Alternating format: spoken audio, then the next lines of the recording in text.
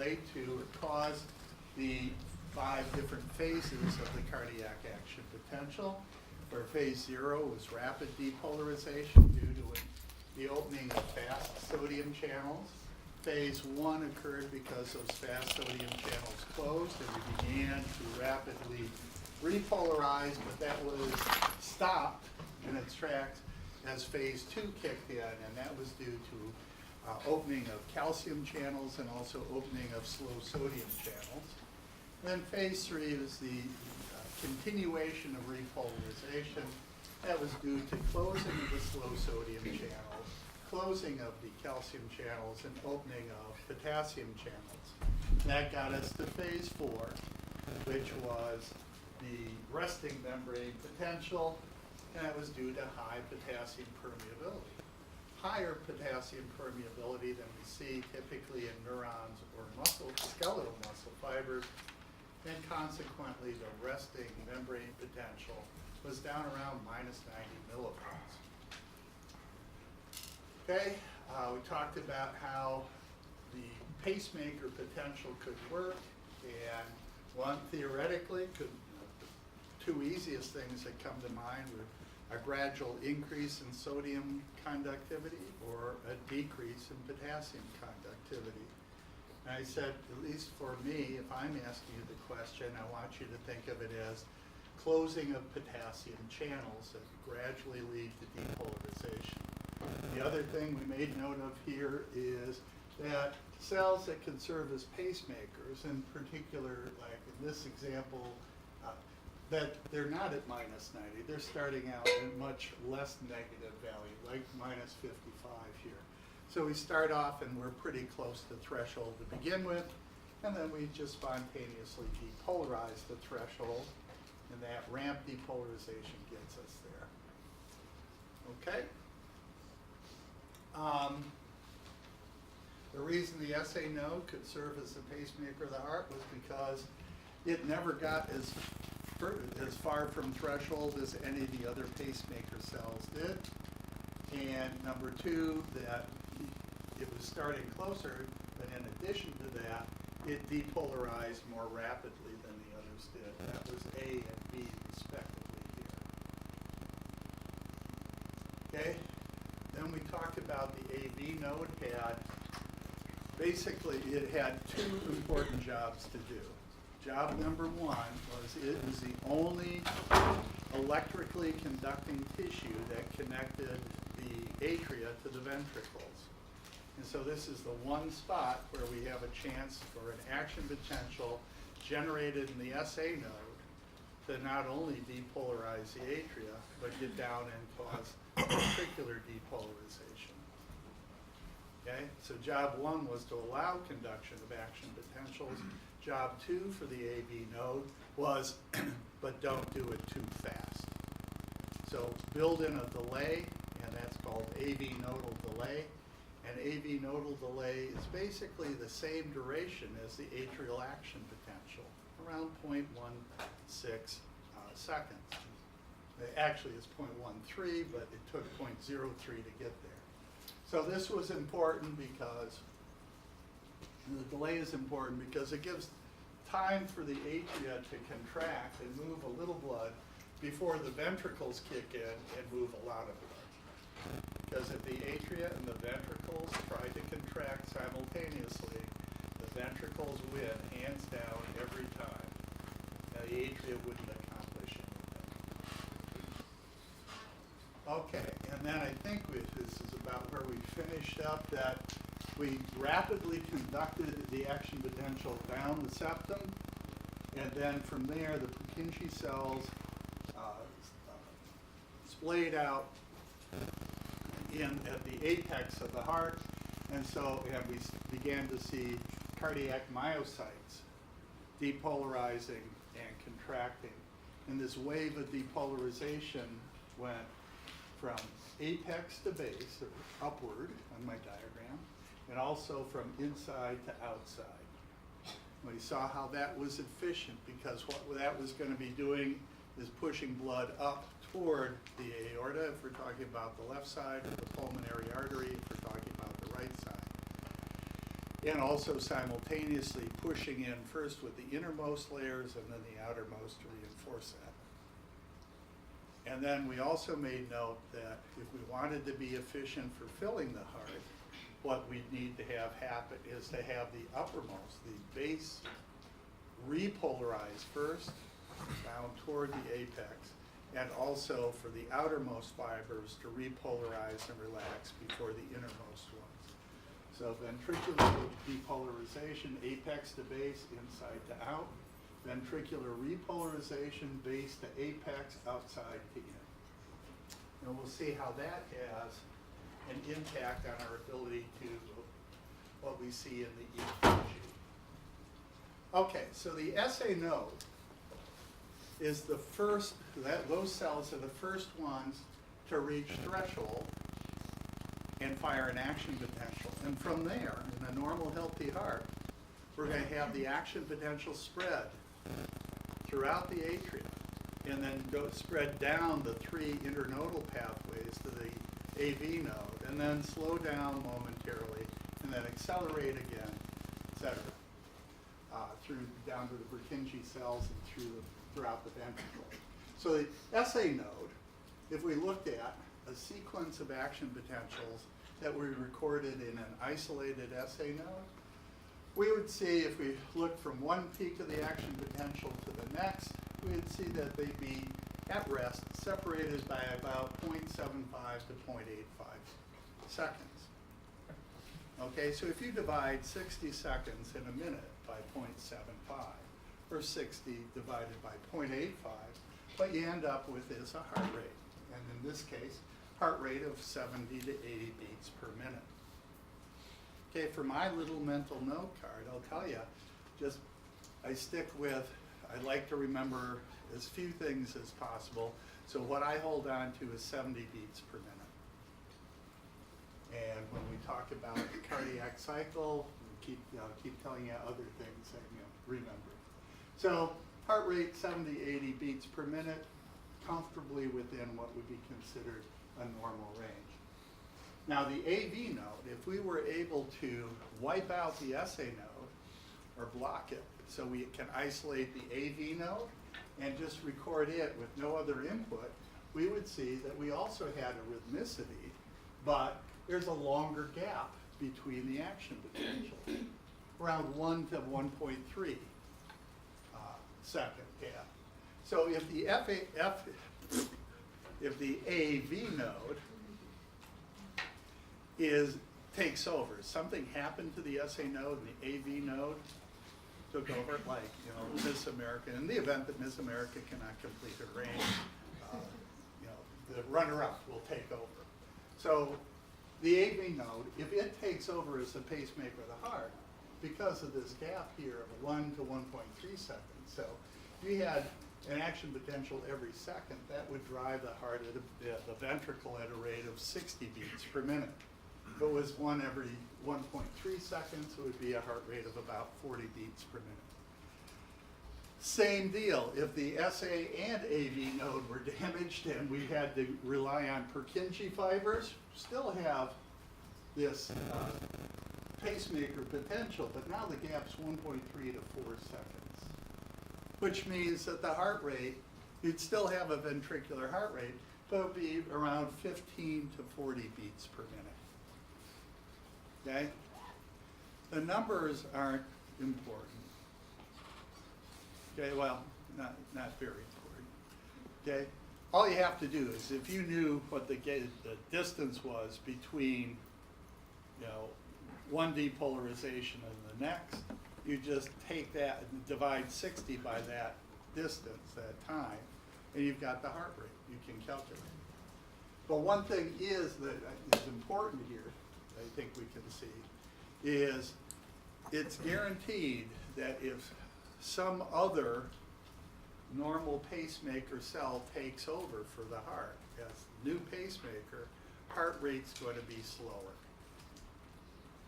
Now we're going to see today there are instances where we get changes where we'll have a faster heart rate, but that's because something's gone wrong with one of these pacemaker areas. Okay? So whatever something, as we move down the line of possible pacemakers, we're always going to see slower heart rate. Yeah. And what causes the heart rate to be slower in athletes? Like, how does that affect their actual function? Well, it's going to have to do with feedback and feedback regulation through sympathetic and parasympathetic nervous system. And basically what it ends up is their heart is working more efficiently and their vascular system is able to coordinate things more efficiently. Don't you just hate athletes? Okay, so sometimes though, you have cells that depolarize faster than even the SA node. Now this is one of those situations I was kind of alluding to where this isn't, why aren't they the normal pacemaker of the heart? It's because this is a special circumstance. Something has damaged or irritated that cell such that it suddenly reached threshold. Kind of a one-time event or a temporary event. So irritation or something like that, whatever, if any cell reaches threshold faster than the SA nodal cells do, they will act as the pacemaker.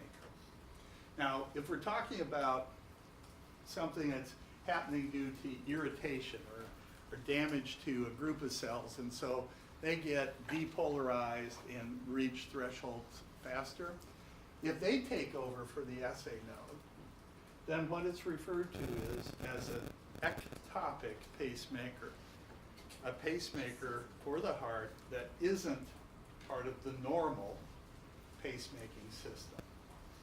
Now, most commonly, if the SA node is having a problem, it'll be the AV node that takes over. And after that, the next most common thing would be somewhere in the ventricular conducting system. Bundles of His, the right and left bundle branches with the Purkinje fibers. So kind of as you go down through, if you list in order the different locations for the conducting system in the heart, you're also kind of ranking what's most likely to take over if the SA node fails. Okay, something that may have come up this week in PBL, the role of the autonomic nervous system on cardiac electrophysiology. We're just going to look at the heart here. We have on this side, we have the sympathetic nervous system, and on this side, I have the parasympathetic nervous system. So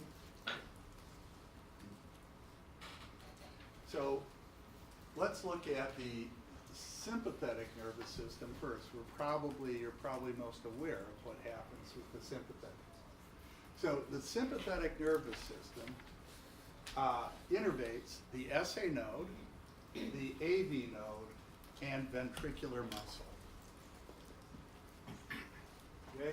This one's going to be significant, as we'll see in a minute.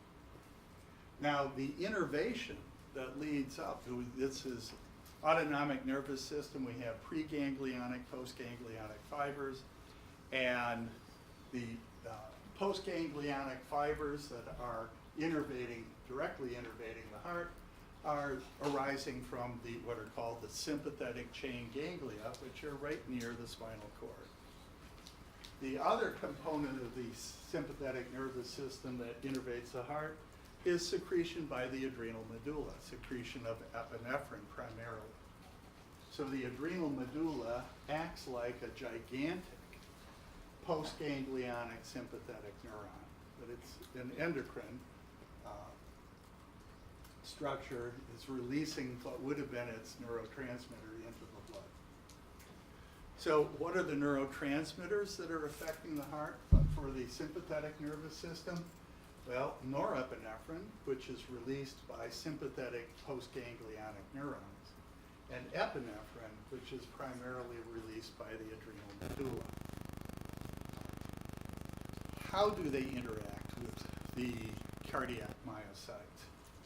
They bind to, if we're in the US and we call this epinephrine and norepinephrine, if we were in England, we'd be saying what?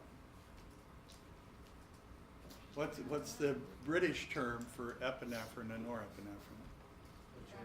Adrenaline and noradrenaline. But it sounds so much classier with that English accent, right? So these are adrenergic compounds. That's why I want to bring up adrenaline, adrenergic compounds. And they bind to adrenergic receptors. This one, absolutely you need to know. The subtype of adrenergic receptor that we find on cardiac muscle is called a beta-1 receptor. So as we talk more and more about sympathetic and parasympathetic nervous system, with the sympathetic nervous system we'll say, oh yeah, there are alpha and beta receptors, there are beta-1s, beta-2s, beta-3s, alpha-1s, alpha-2s. And we'll kind of have a rough idea about which of those things do what. But the first one I always put on my little mental note card list of adrenergic receptor subtypes is beta-1. Because beta-1s are in the heart, beta-1s will get you in trouble faster than anything else. If you're administering something that has a direct or indirect effect on beta-1 receptors in a patient. Okay, so we're going to stimulate beta-1 adrenergic receptors.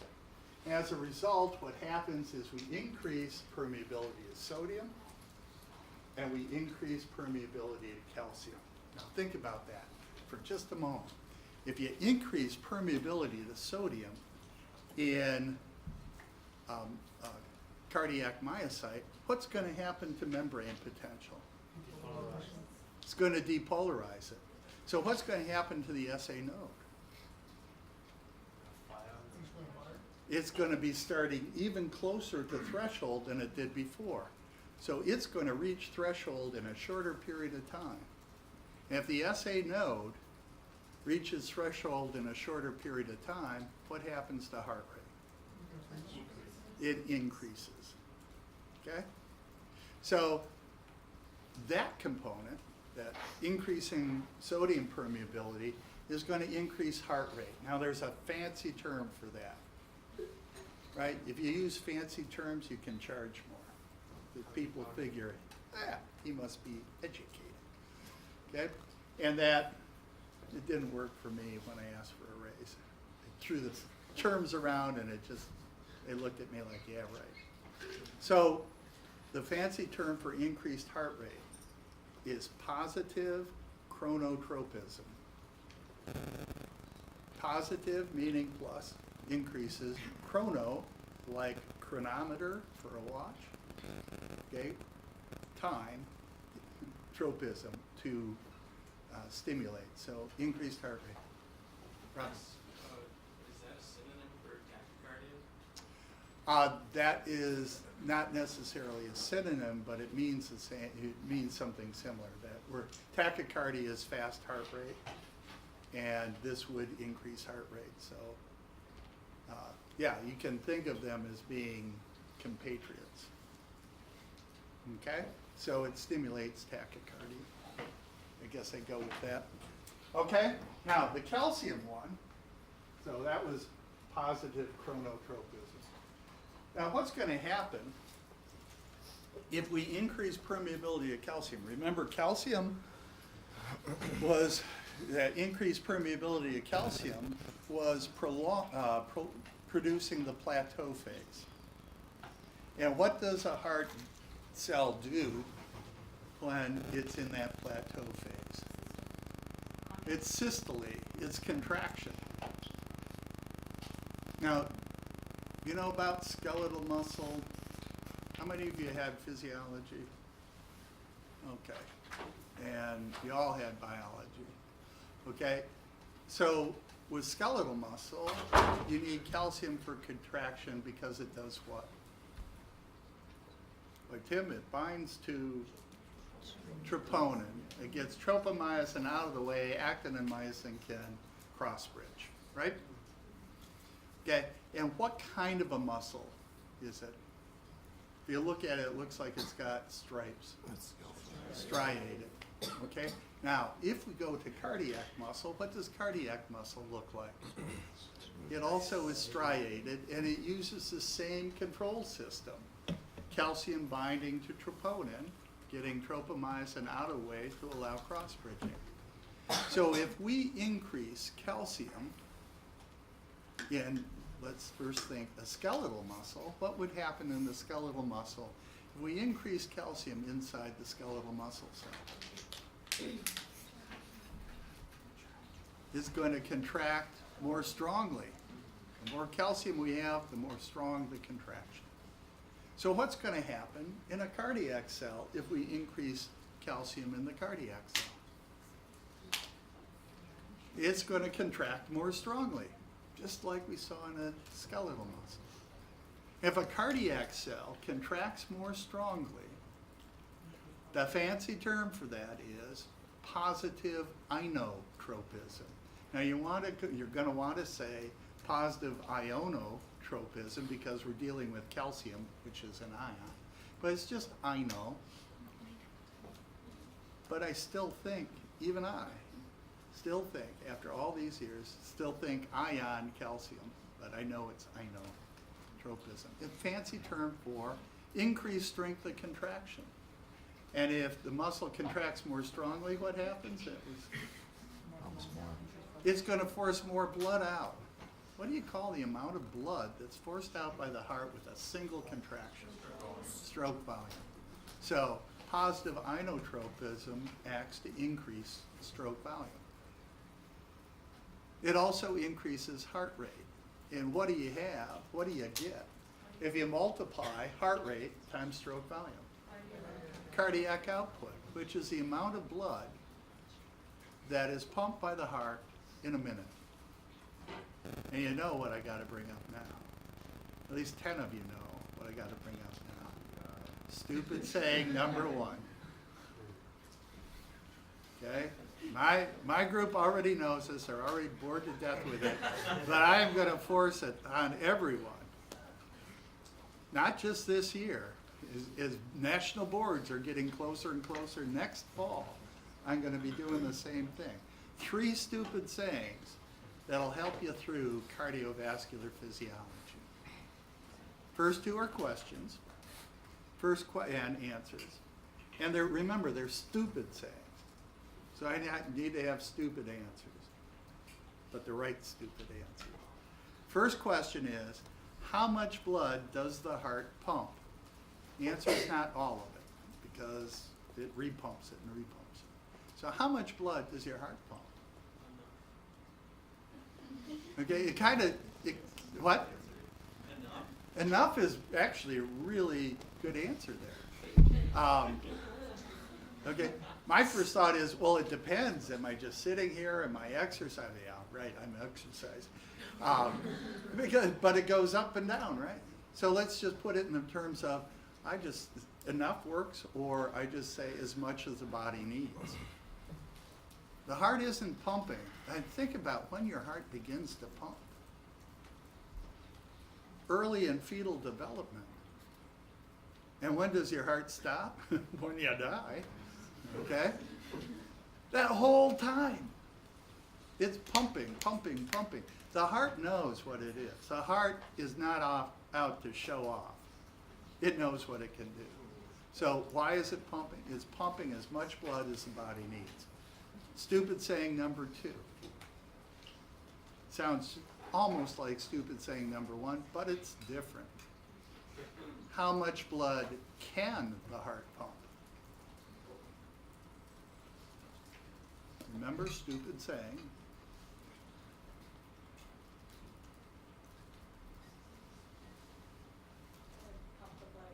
Yeah, it can only pump the blood that it gets. So we could put in an order through the sympathetic nervous system, pump more blood, pump faster, pump harder. But if it's not getting the blood back to the heart, it can't pump what it's not getting. So my answer to that, how much blood can the heart pump? As much as it gets. So look to venous return.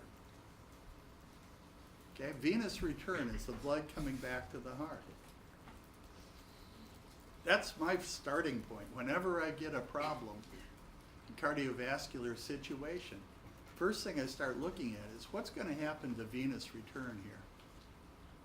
Because if I'm not getting blood back to the heart, I can't pump it. And stupid saying number 3, hypertension is simply too much blood in too little vasculature. And today in our group, we had the corollary to hypertension, which is hypotension, which is just too little blood in too much vasculature. So if you know somebody, anybody know somebody that's got hypertension, takes medication for it? You know the kind of medication they take? It's oftentimes a bunch of different things, but basically it's going to fall down to either they may be on a diuretic, a water pill, which shrinks down blood volume, too much blood and too little vasculature. Or they may be taking compounds that vasodilate, increase the vasculature size. It all comes down to that. Okay? So those are my stupid sayings.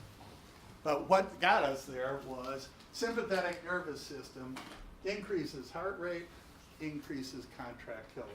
Positive chronotropism, positive inotropism, okay? And as a result, increases cardiac output. So not only does it increase heart rate, okay, that's the SA nodal effect, but we also innervate the AV node, and if my atria are going to start contracting faster, it would be nice if my ventricles kept up with them. So I want the ventricles to be able to follow along with the atria. And therefore, it makes sense that sympathetic innervation of the AV node decreases AV nodal delay. Okay? So those are my thoughts on sympathetics. Parasympathetics. Parasympathetics innervate the SA node, the AV node, and a little bit of atria. Not a lot, but there is some atrial innervation. What is notably different here is we're not innervating the ventricles. So, sympathetics, fight or flight. Parasympathetics, rest and digest. Kind of the opposite scenario for the body. The innervation comes by way of the vagus, postganglionic, parasympathetic axons running in the vagal nerve. Or vagus is the preganglionic parasympathetic, and then we locally have postganglionic fibers. These postganglionic parasympathetic fibers release acetylcholine, which as a neurotransmitter, which then binds to receptors on the cell surface of SA node and AV nodal cells, and those receptors are, the subtype are called muscarinic cholinergic receptors. And what they do is increase the permeability to potassium. If we increase permeability to potassium in the SA node and the AV node, what are those cells going to do? They're going to hyperpolarize. We're going to take them further from threshold, which means it'll take them longer to reach threshold. Okay, so we hyperpolarize, we take them away from threshold, and what that's going to do is slow the heart rate down. It's going to increase AV nodal delay. Okay, as our heart rate goes down, I don't want, as my atrial heart rate goes down, I don't want my ventricles to continue contracting at the same rate. I want to pace my ventricles with my atria, and the way I can do that is AV nodal delay. If you start stimulating the vagal innervation to the heart, if you do it at a fast enough rate, you can cut your heart rate in half or even potentially stop the heart rate. That's how potent this effect can be. Okay?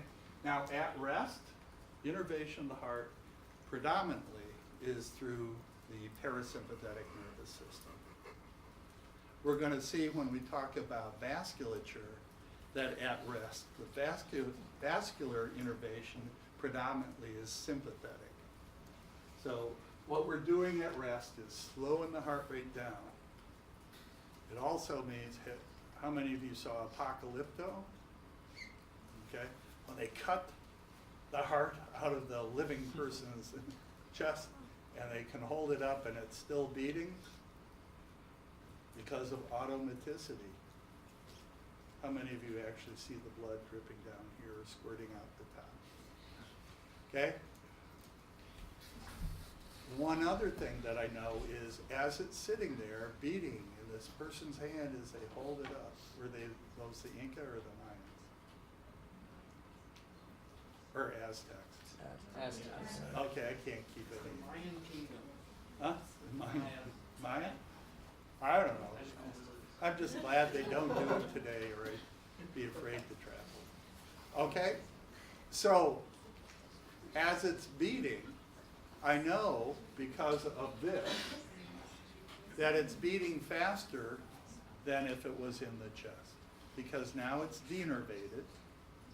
It's no longer being slowed down by the parasympathetic nervous system. So at rest, the parasympathetics slowing down your heart, making it work less, just taking care of it. Okay, and now the real fun stuff. We can learn a lot about what's going on with the heart by looking at the electrical conduction and the electrical events taking place in the heart.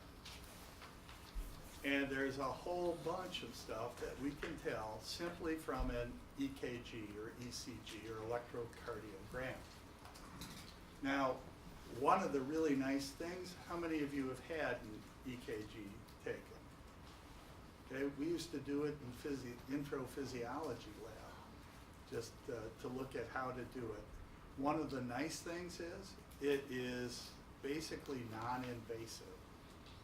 You're not punching a hole in anybody, not taking a blood sample even, that's minimally invasive.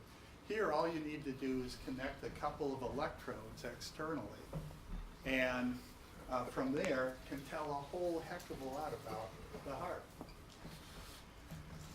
So what is an EKG doing and how does it work? An EKG is the summed electrical activity taking place in the body, but we're focusing on the heart. So one of the things that happens oftentimes is you're going to have an EKG taken. They're going to ask you either typically to lie down, to sit fairly still. If you ever tried this out, which we used to do in physiology lab, it's just measuring the total electrical activity of the body, but the leads are focusing, putting your heart right in the middle of these three different leads. Okay? So we're focusing on there. But while they're taking the EKG, if you decide you want to flex, press that EKG tech. Yeah. Okay? What's going to happen is the electrical activity of your skeletal muscle will override anything they can see for the EKG. So it's looking at the sum total of the electrical activity in your body, but focused in on the heart. So what we think of it, the reason we call it the electrocardiogram is we're looking at the summed electrical activity of all the cells in the heart. So lay still, no muscle electrical discharge. Now there are a number of different leads, a bunch of different leads that can be used. And basically, why have so many different leads? There are the three main leads, and then precordial, using precordial electrodes, you can get other additional leads. Think of a lead as being an electrical picture of the heart. Just like, say, you go home and you're feeling a little homesick, so when you come back to school, you want to take something with you that when you're feeling lonely, feeling you miss your house, you're going to take some pictures of your house and bring them with you. And it takes you back to feeling comfortable again. So I want you to picture going to the street where you live, taking a picture of the front of your house. You'd recognize your house. But if you went in the backyard and you took a picture of your house, you'd still recognize your house, but it looks totally different from the front of your house. Or you could take a picture on one side of your house or the other side of your house. Every one of those pictures looks different, and yet you're taking a picture of the same thing. So if I took a picture of the front of the house, I might not notice that, oh, you know, there's a broken window in the back of the house that needs to be replaced. Or if I took a picture of the back of the house, I may not recognize that, oh boy, the paint is really peeling on the north or south side of the house. That needs to be painted. So the different aspects that we take to the house, we get a different picture. We can detect different things. We may even get a drone with a camera on it and fly up so we could take a picture of the roof to see, does everything look okay there? Oh, that's my roof. I feel better now. Okay? So why have a bunch of different leads? Because the different aspects you get of the electrical flow through the heart can allow you to really accurately diagnose a whole bunch of stuff. So our three primary leads are called, they must be important because they get Roman numerals, lead 1, 2, and 3. And the way you get that is by attaching 3 electrodes. And typically, especially with if we were doing a physiology lab, we'd attach an electrode on the left wrist and the right wrist and the left ankle. Okay? And the reason for doing that is we're using the limbs as extensions of the wires. So it's the same as having put an electrode on the left shoulder, the right shoulder, and the left groin. This is just if you're doing it in a physiology lab, you're not having people taking their clothes off to do it. Okay? So you're just using, if you're doing it on the wrists and the ankle, it's as though they were on the shoulders and the groin. And you can see then, we've surrounded the heart using those 3 electrodes. Okay. Now, next part is, this is why I never, you may be surprised, I never did any medical illustration work. Okay? So we've surrounded the heart and with these leads, and that's called Einthoven's triangle. And in the center of Einthoven's triangle is our heart. So here we're taking basically an electrical picture from above, an electrical picture from the right and upward, and an electrical picture from the left and upward. Those are our 3 pictures. And the one between the left shoulder and the right shoulder, or left arm and right arm, that's called lead 1. Lead 2 is from the right shoulder down to the groin. And lead 3 is the groin up to the left shoulder. Okay? Now, what are they monitoring? They're monitoring current flow. Current flow from where to where? Between these 2 leads. So in lead 1, electrodes, lead 1 is looking at what kind of current is passing between these 2 electrodes. Lead 2 is asking what kind of current is passing from one electrode to another. Current is a flow of electrons. So if current is flowing between 2 electrodes, that means one of the electrodes has to be the positive electrode and the other the negative electrode, just like the ends and terminals on a battery. Now, here's conceptually, some people have issues with it. We just, by convention, say, on the left arm, on lead 1, I declare this to be the positive electrode. Always. We're all going to do it the same way. We're just going to call this the positive electrode and this the negative electrode. You with me? On lead 2, right arm, we'll say that's still the negative electrode, and the groin is going to be the positive electrode. And then on lead 3, well, the left leg or groin is still going to be the positive electrode, but then this must be the negative electrode. So if you look, the right arm is always the negative electrode. The left leg is always the positive electrode, and it's only on the left arm where the electrode is considered to be positive if we're talking about lead 1, or negative if we're talking about lead 3. How can it be both positive and negative? Because we declared this is what it's going to be. Is there a certain direction that each current flows within the lead? So is it always like right to left, even for all No, three of that's them? this is going to be the important point. Okay? I have a $5 tip. Triggered. Okay, so what? There we go, that's the important part. So what? What's important about this? Well, remember the atria, especially beginning at the right atrium, they depolarize first in the SA node, and from there it's spread throughout the right atrium into the left atrium. And so there's a current flow that goes on. The majority of the current flow in the right atrium, the majority of the current flow in the atrium, it's starting on partway through the right side. So a little bit is still going right, but more is going to the left. Can you see that? So when the atria depolarize, there's a little bit going to the right, but more going to the left, because there's more cells over there to move into.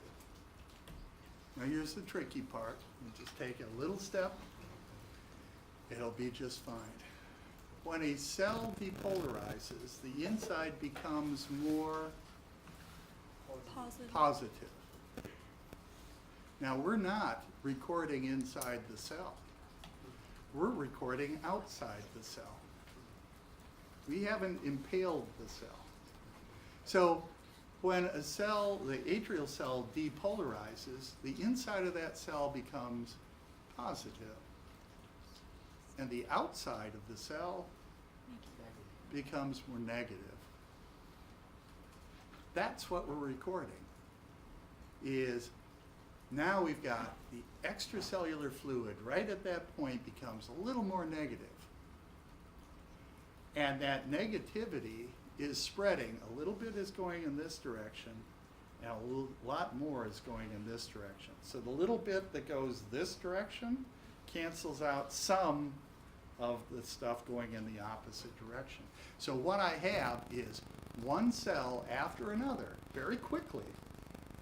First one cell depolarizes, then the next, and the next, and the next. And so what I have is a sequence of negativity moving along the extracellular fluid in the atria.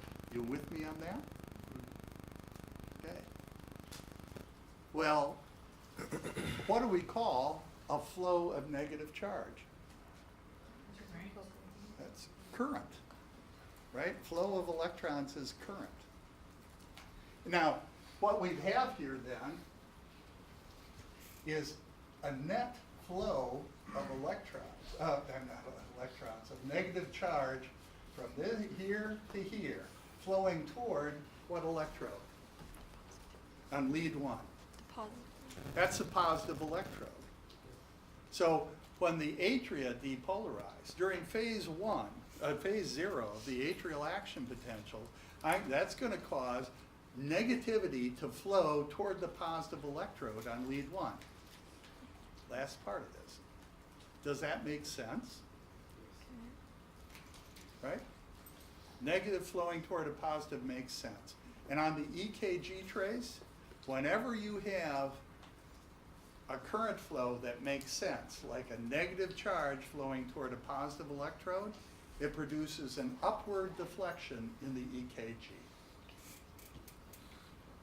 And now you know the secrets behind the EKG. It's just the sum of all the electrical activity taking place at this moment in time. And the only major thing that's happening here is the atria are depolarizing from right to left is the major directionality. That means the outside, the extracellular fluid, is becoming negative and it's moving from right to left toward the positive electrode on lead 1. And that makes sense, and so we get an upward deflection on our EKG trace. Another question. So, Yeah. does it also work superior to inferior? So, is it going up to Well, down? with in the ventricle, we're going to see more of that. Okay. Okay, with the atria, we're kind of lined up pretty good. Okay. But, well, your answer is yes. If we use different leads, we'd see different aspects of that. Okay? So, here's what I expect to see on an EKG. At the top there, I have an atrial action potential. Just a single action potential recorded from inside the cell. And when that cell depolarizes, or when we have a sequence of those cells depolarizing, we said that made sense, and that's an upward deflection on the EKG, and that gets labeled the P wave. The P wave is all of our atrial cells depolarizing sequentially and remaining depolarized. And then when we reach the plateau phase, they're depolarized already, but they're not repolarizing. So there's no current flow going on, left to right or right to left. And so once again, the EKG trace is flat. Now listen to this part really carefully. If, capital I, capital F, if we could see atrial repolarization, if it went in the same direction as depolarization, then it would be the opposite electrical event going in the same direction. Okay? The most important word there was if, because we don't see atrial repolarization. It's spread out too much. It's just not a detectable current or readily detectable current. But if we depolarize from the SA node to the AV node, the outside is becoming negative and flowing toward the positive electrode. That made sense, and we got the P wave, an upward deflection. Now, if every one of those atrial cells had the same length of action potential, then repolarization would go from the SA node, again, from right to left, primarily. But repolarization, the inside of the cell is becoming more negative, which means the outside of the cell is becoming more positive. So if we could see atrial repolarization, and if it progressed in the same direction as atrial depolarization, then we would have positive charge flowing toward the positive electrode. Does that make sense? No. Opposites repel. And whenever something on the EKG doesn't make sense in terms of current flow or charges, it would mean we would have a downward deflection. And that's what I'm trying to show in this diagram, is I now understand what causes the upward deflection, the P wave, and then I'm just saying if we could see something, and if those action potentials were all the same length in all the cells, then I would expect to see a downward deflection because it's the opposite electrical event traveling in the same direction. So we see the P wave, but we do not see atrial repolarization. In a normal, healthy person, if we're looking at their EKG, that we had the depolarization occur, very quickly we got to the AV node, and then AV nodal delay was taking